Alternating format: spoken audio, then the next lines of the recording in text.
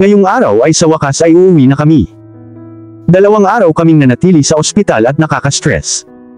Sa unang araw, maraming tests ang ginawa ni Cassandra, at ang ilan sa kanyang mga resulta ay hindi maganda.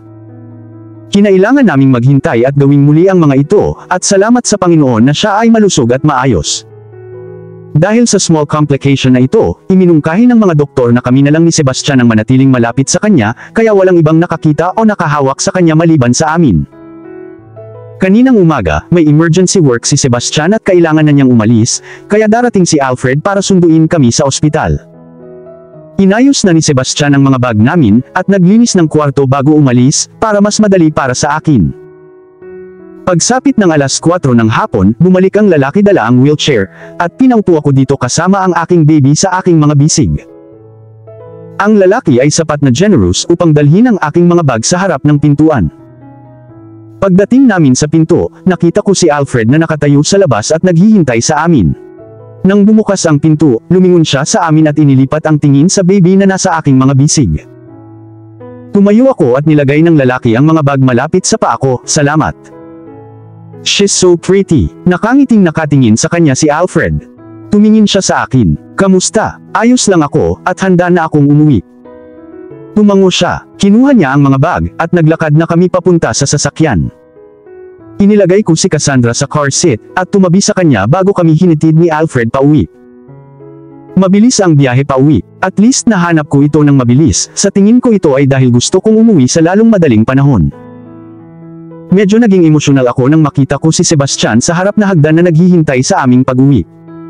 Pagka-park ni Alfred, lumabas ako at dire-diretsyong naglakad papunta sa kanya. Hindi naman ako nagmamadali dahil masakit pa rin ako, pero ilang hakbang lang ay naabot ko na siya.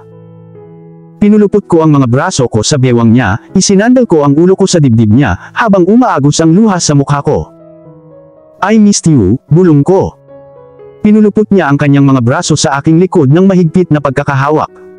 It's okay, it's over. You are home now. Naramdaman kong hinalikan niya ang ulo ko.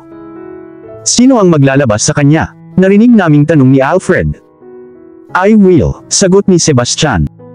Humiwalay ako at hinayaan siyang kunin si Cassandra sa sasakyan. Maingat niya itong binuhat at kinandong. Binalot ko nga siya ng kumot dahil malamig ang hapon. Lumapit siya sa akin, at ipinulupot ang isang braso niya sa likod ko. Pumasok na kaming lahat sa loob. Nasa tabi ng couch si Thalia, at sumugod siya sa gilid ko nang makita niya kaming papasok. Sinalubong niya ako ng warm motherly hug. I'm so happy you're back home and congratulations new mom. Salamat, niyakap ko siya pabalik. Humiwalay kami, at nilingon niya si baby. She's so pretty. Nga pala, anong pangalan niya? Curious na tanong ni Alfred. Cristina Cassandra Alvaro, proud na sabi ni Sebastian. Such a pretty name, komento ni Thalia. Gusto mo bang hawakan siya? Tanong ni Sebastian, at sabik na tumango si Thalia. Inabot niya ito kay Thalia. Aakyat na ako, kailangan ko ng maligo, sabi ko sa kanila. Tulungan na kita, dagdag ni Sebastian. Umakyat na kami pareho, at tinulungan niya akong mag-shower. Nagsuot ako ng night dress dahil ayaw kong magsuot ng kahit anong shorts o pants. Nagsuot ako ng grandma underwear na talagang komportable. Pagdating sa kwarto, inayos ko ang aking mga unan ayon sa gusto ko.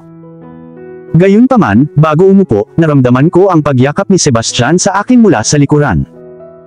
Nakapulupot ang mga braso niya sa itaas na bahagi ng katawan ko, ingat para hindi ako masaktan. Nilagay ko ang mga kamay ko sa mga braso niya, nakasandal sa kanya. I love you, wika niya. Napangiti ako, I love you too. Pinapamper niya ako ng mga halik, na sobrang na-appreciate ko. Namiss ko siya at parang droga ang mga halik niya. Kumain ka ng maaga tapos magpahinga ka, iminungkahi niya. Oo, at kailangan ko ring pakainin si Cassandra, dagdag ko. Nagdala na ako ng ilang diaper, onesies at baby wipes sa kwarto natin. Sabihan mo ako kung may kailangan pa tayo ngayong gabi, sabi niya, at tumango naman ako. Nakarinig kami ng katok bago bumukas ang pinto. Pumasok si Thalia at Alfred kasama si Cassandra sa mga bisig ni Alfred. Handa na siya para sa kanyang gatas, tumawa si Thalia. Umupo ako sa kama, naging komportable. Naglipat ako ng unan sa ilalim ng braso ko bago inabot sa akin ni Alfred si Cassandra. I'll bring your dinner, sabi ni Thalia at tumango ako. Pagkalabas nila, I breastfeed Cassandra. Sa kalagitnaan ng pagpapakain, I pull her away and burped her, before giving her some more milk. Samantala, inayos ni Sebastian ang kanyang basket crib para sa gabi. Naglakad siya papunta sa gilid ko na may hawak na medicinal cream sa kamay niya, at binigyan ko siya ng nagtatanong na tingin. Mahigpit niyang hinawakan ang kamay ko na namamaga mula sa karayom at minasahe ng cream ang likod. Anong gagawin ko kung wala ka? Tanong ko. Ngumiti siya. I'm just trying to be the best husband. Ang kanyang kabangisan ay nagpaikot sa aking mga mata bago nagpakawala ng tawa. Nang siya ay pinakain, iniabot ko siya kay Sebastian habang siya ay desperadong naghihintay na hawakan siya. Pumasok si Thalia dala ang pagkain ko, at nagpasalamat ako sa kanya bago kinain ang aking sopas na may kasamang garlic bread. Alam kong pagod ka pa sa ospital, kaya sa guest room ako matutulog ngayong gabi. Tutulungan kita sa gabi, sabi ni Thalia habang binibigyan ko siya ng pasasalamat na tingin. Thank you.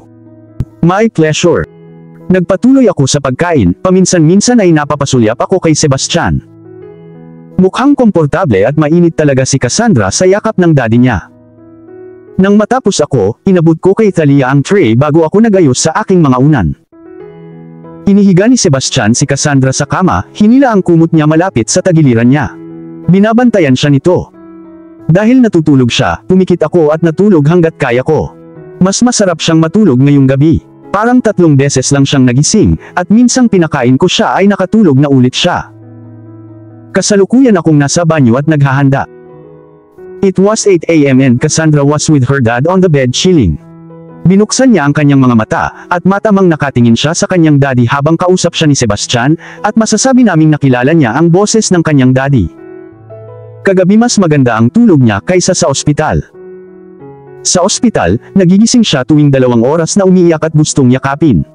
We didn't mind na hawakan siya, pero nakakapagod. Masaya ako na nakatulog siya ng matiwasay kahapon. Gaya ng sinabi ni Thalia, pumunta nga siya para tulungan ako sa gabi. Pati si Sebastian ay nagising para bantayan kami. Nagbihis ako ng kaunti dahil pupunta ang mga kaibigan at pamilya namin para makita si Cassandra ngayon. Hindi pa nila alam ang pangalan niya, kaya parang name reveal din. Bumalik ako sa kwarto at naabutan ko si Sebastian na kinakandong ang little munchkin namin, habang may kausap siya sa phone. Narinig kong kumakalamang tiyan ko, dahil sa gutom na. Hindi pa kami nag-breakfast. Sinenyasan ko si Sebastian na bababa na ako, at tumango naman siya. Bumaba na ako, ngunit napahinto ako sa aking paglalakad sa kalagitnaan ng hagdan, nang dumapo ang mga mata ko sa sala. May mga bouquet ng pulang rosas kung saan-saan, at ito ay malalaking bouquets. Bumaba ako habang nakahawak sa railing. Thalia, tawag ko. Yes dear, narinig kong sagot niya. Huminto ako sa unang bouquet. Sino ang nagpadala ng lahat ng mga bouquet na ito? Tanong ko. Pumunta siya sa sala, nakatapis ang apron sa bewang niya at may hawak na tuwalya. Ilan ay galing sa mga miyembro ni Sebastian mula sa mansyon, ang iba ay mula sa opisina mo, at itong 3 nasa gilid ay mula sa iyong mga magulang, sa kanyang mga magulang at kay Hana. Ipinaliwanag niya. Pinadalhan kami ni Hana ng bouquet. Hana, inulit ko. Oo, nilagay ko sa gilid kaso may laman, pag-amin ni Thalia. Iyon ay isang bagay na sana ay ginawa ko rin. Well, nagulat ako na lahat ay nagpadala sa amin ng isang bouquet, pagtatapat ko. Siya'y ngumiti, halika, nakahanda na ang almusal. Pumunta ako sa dining area at umupo. Bumaba si Sebastian kasama si Cassandra, at nang dumapo ang mga mata niya sa sala ay huminto ito at nagtaas ng kilay. Nagpatuloy si Thalia at ipinaliwanag sa kanya ang lahat. Tanggalin mo yung bouquet na pinadala ng parents ko at ni Hana. Ito ang una niyang sinabi. Okay, tumango si Thalia. Inilagay ni Sebastian si Cassandra sa baby basket na nasa couch, at nilagyan siya ng maraming pillow barrier. Hindi siya pwedeng gumulong, hindi siya mahuhulog, sabi ko sa kanya. Nagkibit balikat siya, just for safety. And yes, si Sebastian ang pumili ng outfit niya ngayon. Pareho kaming kumain ng almusal habang si Alfred ay nakaupo sa tabi ni Cassandra, nakatingin sa kanya. It was 3 PM and I was on the bed breastfeeding Cassandra. Gumalaw siya ng kaunti, at hinila ko siya palayo bago siya dumighay. Nakarinig ako ng katok sa pinto bago ito bumukas. Sumingit si Alicia at minsang nakita niya ako, tuwang-tuwa siyang pumasok. Nasa likod niya si Adam. Oh my God, bulong niya habang nakatingin kay Cassandra. We bought a little gift. Sabi niya bago inabot sa akin ang isang box. May picture sa taas, kaya hindi ko na kailangang buksan para makita ang loob. Salamat. Nang masigurado kong nag-burp siya, inihiga ko siya sa kandungan ko para makita nila. Gusto mo bang hawakan siya? Tanong ko sa kanya, at tumango naman siya. Umupo siya sa gilid ng kama, at inilagay ko si Cassandra sa kanyang mga bisig. So tiny and pretty, komento ni Adam. Makalipas ang ilang minutong pagkakahawak sa kanya, iniabot siya ni Alicia kay Adam, na maingat na yumakap sa kanya. Pumasok si Sebastian sa kwarto, at napangiti nang makitang hawak siya ni Adam. Ngayon ay isang tanawin na hindi ko akalaing makikita ko, biro ni Sebastian. Inilibot ni Adam ang kanyang mga mata. Ang susunod na dumating ay si Carter. Dumating talaga siya na may dalang teddy bear sa kanyang mga kamay. That's cute, komento ni Alicia. It was. Ibinigay ni Adam si Cassandra kay Carter, at niyakap niya ito ng mahigpit. Nakita ko ang isang maliit na ngiti sa kanyang labi, habang nakatitig sa kanya. Mukhang hindi siya totoo, he blurts out kaya tumawa kami.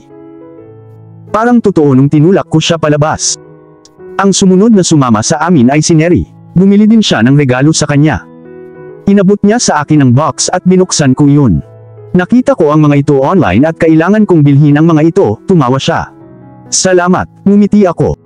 Ang blanket na ito ay ginagamit para sa mga pictures. Maaari itong maging daily pictures, weekly pictures or monthly pictures, keeping an update on the baby's growth. Hey, isang tanong. Panimula ni Carter at tumango ako. Anong pangalan niya? Ano ang pangalan niya? Nagsimulang magtanong ang lahat. Cristina Cassandra Alvaro, sabi ni Sebastian. That's a nice name. Cassandra, I love it. Alas 4:30, umalis na silang lahat. Pinakain ko ulit si Cassandra at natulog ulit siya. Kailangang umalis ni Sebastian para magtrabaho sa mansyon, kaya noong natutulog si Cassandra ay natulog na rin ako. Sa wakas, bandang 6:15 PM, dumating sina Leo, Karen at Arya. Sakto naman sila dahil gising na si Cassandra at tumitingin sa paligid. Congrats mommy, niyakap ako ni Karen, at niyakap ko naman siya pabalik. May inabot din siya sa akin na regalo sa basket. Kumusta ang pakiramdam mo? Tanong sa akin ni Leo. Okay lang ako, I got a lot of help, sabi ko sa kanya. That's nice. Hinawakan ko si Arya at ngumiti siya, bago sinandal ang ulo niya sa balikat ko. Habang ginagawa iyon ay dumapo ang mga mata niya kay Leo na nakahawak kay Cassandra. Biglang inangat ni Arya ang kanyang ulo. Hey, that's your little cousin, sabi ni Karen habang hinihimas ang likod ni Arya. Si Arya ay napakaliit upang maunawaan kung ano ang nangyayari, ngunit hindi niya gusto ang kanyang ama na may hawak na isa pang baby, at nagsimula siyang sumigaw at umiyak. Inabot ni Leo ang baby kay Karen, bago kinuha si Arya. Agad siyang tumigil sa pag-iyak. At dito na po, nagtatapos ang part 31 ng ating kwento. Sabay-sabay po nating abangan ang susunod na kabanata. Ang finale. Maraming salamat po. God bless and stay safe.